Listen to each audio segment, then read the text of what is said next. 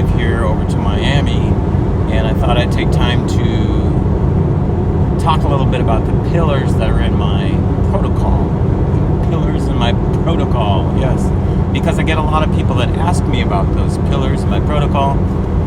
Mainly questions like, Dave, what do you do? Can you send me a list? And thank you. And, as much as I'd like to just send them a list of things that I do, I find it much better to send them things like pillars, because these certain things, they work for me, but they may not work for you the way I do them, right? So I just made a video on the diet, the ketogenic therapeutic diet, and the macros in there that are high fat, low protein, zero carbohydrates, no sugar, and low calorie too. For some people, it may not be sustainable at first, so you may have to sit there and modify it. That's why I don't want to throw things at you and say, here's what to do. Follow me. It's not like that, because I don't want you to fail at this. It's so important. Why? We're talking about life and death here. We're talking about fighting a disease that does not take a holiday. Cancer does not go to sleep. There's no holidays, doesn't take a break. It just, it keeps going and going and going. So we have to go and go too. And sometimes that's taking something that you hear, you read, or you see in a video or something, and modifying it, studying the science behind it, modifying it to the way you live and how it affects you. And in that, you have to measure. You have to measure what happens to your body after you apply these things. I call them principles or pillars. And I want to talk to you today about fasting, how I got into fasting. First, it was the ketogenic diet. Then, for March is when I was diagnosed. April, May, June. It wasn't until the end of June. It was a long time until I received my first chemotherapy treatment. And by then, I'd already been exposed to these people that are in this thinking, this thought group that cancer is a metabolic disease. Cancer is something that lives and grows, just like anything else. It can be described that way, right, as a metabolic disease and treated as a metabolic disease. And I watched a lot of videos from this group called Low Carb Down Under in Australia. I believe that's where they are. And, down under, right? And they have low carb, Denver, low carb, different places where this conference is held. And they videotape, they actually make videos of the presentations, and some of them just blew me away. It was just so interesting, so fascinating, to a point where I thought, man, I should have been a doctor instead of flying around the world as I do, because it's just so fascinating. But I did my due diligence, and I encourage you to do yours. And here's what I did, is I got people that I know that were willing and able to do research on certain things like fasting. I had a couple of people who were interested in helping out, and I said, you know what, I know there has been a study about doing a fast before you go to your chemo session, so let's study that. And so what happened was, Walter Longo's name, Dr. Walter Longo, out in University of Southern California, UCLA, University of California, Los Angeles, sorry.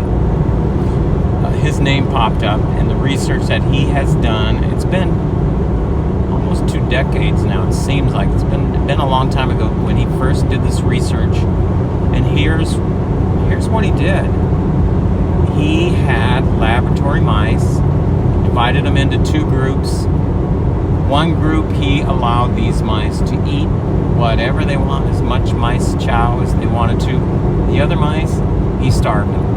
Can't have anything, can have water, but you can't have food, right? And to both groups, he gave the same amount of chemotherapy chemical, which he said in a later interview that it was a pretty potent dose, a dose that would eventually kill the mice. So I don't know how long it took, but he got a call from the assistant at the lab, and he wasn't at the lab at the time. He says, "What's up?" He says, "You would not believe this, but you got to just see this. It's just incredible. The mice that we fed, they're all dead. The mice that we gave the food to and the chemotherapy drugs, they're dead. And the mice that we starved, they are acting like they don't even have the chemo drug. They're not nauseous. They're not doing anything. They're not puking in the cage. Nothing. They're acting like nothing's going on, you know? And so Walter, after that test, you know, and a few more, he said, man, we got to try this on humans. That's the way I've heard the story. I mean, why not try it on humans? You'll just do a little fast before you go to get your chemo and see if it mitigates some of those side effects from the chemotherapy. And sure enough, it did. And come to find out, the magical number, and this is the number I put in my protocol as well, is 72 hours. Now, you may think 72 hours, Dave, there is no way I'm going to go 72 hours without food. Well, you can try this on shorter fasts before you make the big 72-hour jump, okay?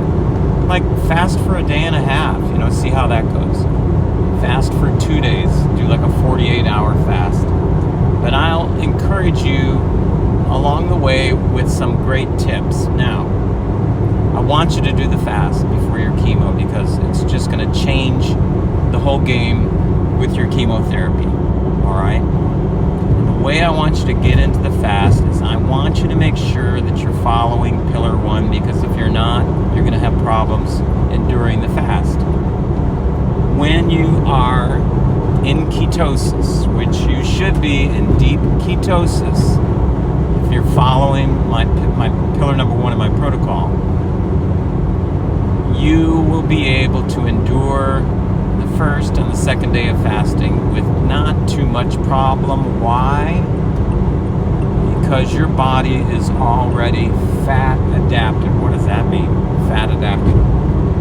Fat adapted means that your body, instead of burning glucose or carbs or sugars as that fuel that's like gasoline in the body that just explodes, you are burning fat, which is more efficient, lasts longer, it's a better fuel, you know, all the way around. It's just better for the body, for the brain, for everything, okay?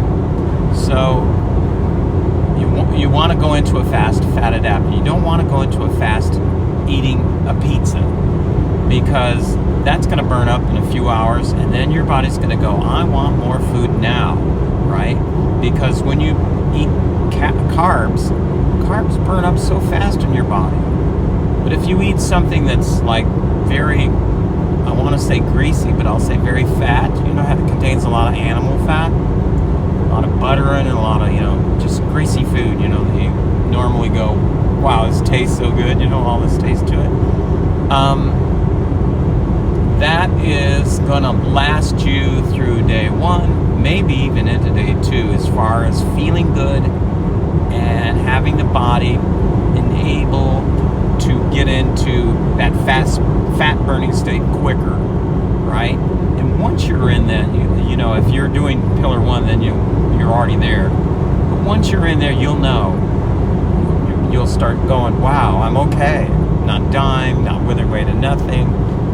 Don't worry about your body using your muscle cells as fuel. It's not going to do that. The body isn't stupid, right? The body, when it doesn't get any food, the cells start protecting themselves, right? They want to store that, and the body's going to go, in order for us to survive, we're going to burn the excess fat, the flab stuff that we have around the body. And actually, you'll start losing weight in the right places because the body's going to start burning those things up, right? It's smart.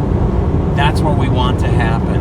And then when you go get the chemotherapy, your normal cells are in a protected mode, and they're going, okay, no food, so let's shut down, let's protect ourselves. Not shut down all the way, but they protect themselves, you know, in like that fight or flight state, not knowing where the next meal is going to come from, right? That's something that we've gotten from, you know, our years and years of evolution in this part. And then when the chemotherapy comes, when you're there at the session, getting your port hooked up and getting that chemo done, your cancer cells, which have no way to burn fats, they burn glucose. They don't have a way to burn fat. They don't have a way to burn ketones. They're sitting there starving. They are just going crazy, over this. And they're going to ingest that chemotherapy. And then what's going to happen is they are going to start to die. And that's why this press pulse therapy that I follow, which is the umbrella of the whole thing that I'm doing, is so good. That's why it works so well. It's because the press is us doing the ketogenic diet in a clinical way where we're doing hyper fat, low protein, zero carbs, zero sugars, and keeping everything in a high ketosis state, right? So those cancer cells are dying because they can't eat ketones, and you're not feeding yourself carbs. So there's no sugars in your body, there's no sugars showing up in your blood. And then when you go to chemotherapy, your cells are, from your fasting, are sort of in that protected mode, right? And then what happens is the chemo spreads over those cancer cells, or goes in there through the blood vessels and starts destroying them because they're open to take up anything, all right? So that's the pulse, rather. Press punch. But it's press pulse, that's a pulse. And it works so well. I'm telling you, this is the way to cure cancer, right? I hate saying cure cancer because, it may not happen.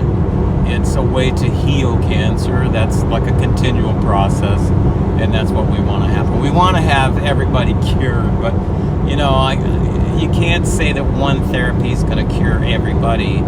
You have to take it, and that's what I say, is to get this protocol with all these pillars and design it to how it works for you. And when you have that working, then you're going to have such benefit because you're going to have the authority, you're going to have the advocacy over what you're doing. You're in charge.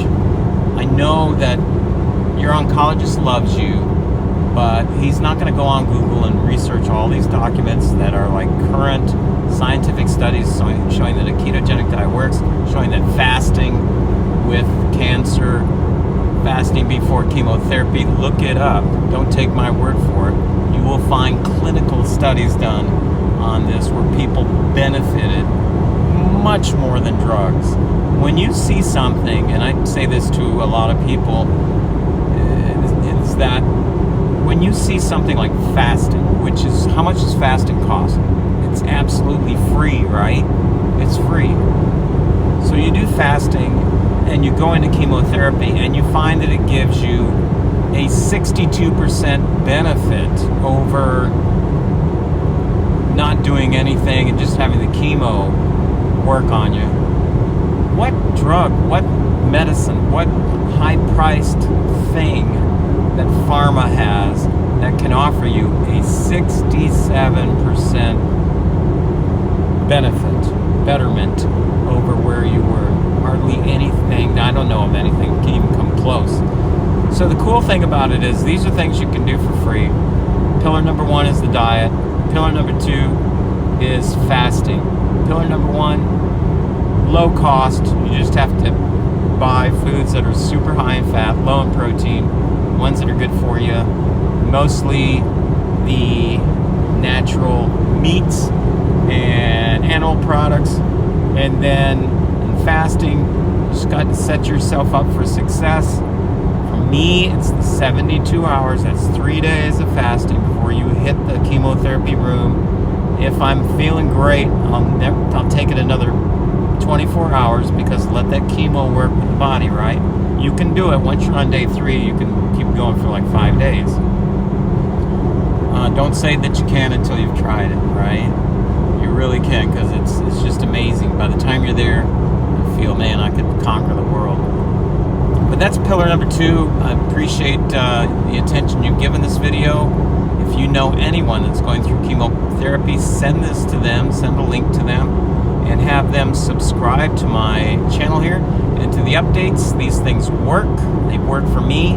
But however, I gotta say, don't take my word as medical advice or nutritional advice or anything like that. I'm just a guy that's driving across Florida here on Alligator Alley, giving you what happened to me and how it may benefit you. If you do, that's how I learned. I went online and studied it, right? So there you go. And if you're interested more in the whole protocol and the details of it, drop me a line and we can do some counseling and some work with you and get you back on your feet. All right. Thanks so much. Thank you for your love and support, and I'll see you in the next video.